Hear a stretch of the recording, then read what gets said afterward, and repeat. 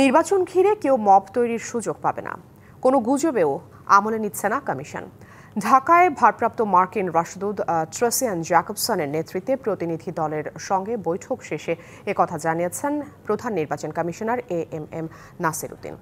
আর ভারপ্রাপ্ত মার্কিন রাষ্ট্রদূত বলেন, বাংলাদেশে নির্বাচনে কোনো বিশেষ রাজনৈতিক দল বা ব্যক্তির প্রতি সমর্থন থাকবে না যুক্তরাষ্ট্রের। সোমবার দুপুরে নির্বাচন কমিশন কার্যালয়ে সিইসির সাথে সাক্ষাৎ করে ভারপ্রাপ্ত মার্কিন রাষ্ট্রদূত ট্রেসিয়ান জ্যাকবসনের নেতৃত্বে একটি প্রতিনিধি দল। এ সময় ত্রয়োদশ জাতীয় সংসদ নির্বাচন যাতে অবাধ, সুষ্ঠু ও শান্তিপূর্ণ হয় সে বিষয়ে যুক্তরাষ্ট্র সরকারের অবস্থান তুলে ধরেন তারা। বৈঠক শেষে জ্যাকবসন জানান, কোনো দলের প্রতি পক্ষপাত নেই যুক্তরাষ্ট্রের। তারা চায় একটি গ্রহণযোগ্য নির্বাচন।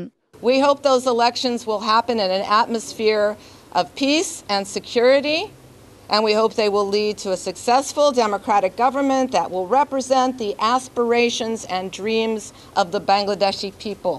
আর সিসি বলেন, অপবাদ নিতে ইচ্ছুক নন তার কমিশন। সর্বোচ্চ শক্তি প্রয়োগ করে হলেও সুন্দর নির্বাচন আয়োজন করতে চান তারা। এতদিন তো ওনারা ঐক্যমত্য কমিশনকে দায়িত্ব দিয়েছিলেন একটা ঐক্যমত্য পৌঁছানোর জন্য। গতকাল থেকে দেখতেছি উনি আবার আলোচনা শুরু করেছেন। তার মানে পলিটিক্যাল যাতে রেজলিউশনটা যেটা হয়, সবাইকে নিয়ে আসা, একসাথে অনবোর্ড করা, এই কাজটা উনি আবার নিজেই শুরু করেছেন, একদম নিজের থেকে শুরু করেছেন। নির্বাচন নিয়ে সরকারের কোনো হস্তক্ষেপ নেই বলেও জানান প্রধান নির্বাচন কমিশনার। আমরা তো ওদেরকেও চিনিও না। নূপুর মাহমুদ, বিবিসি নিউজ, ঢাকা।